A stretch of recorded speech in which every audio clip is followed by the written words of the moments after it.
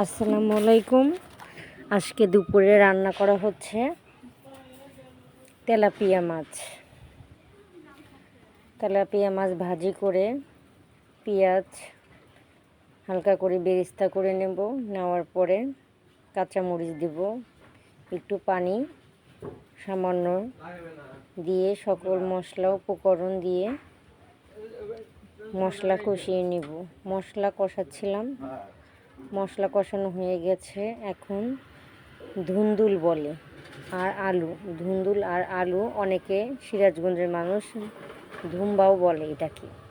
কষিয়ে নেওয়া হয়ে গেছে। এখন এটাতে ভাজা মাছ সবগুলোই দিয়ে দিব।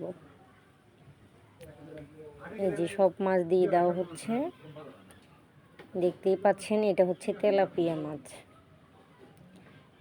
কড়া করে ভাজি করে রান্না করলে তরকারি টেস্ট হয়।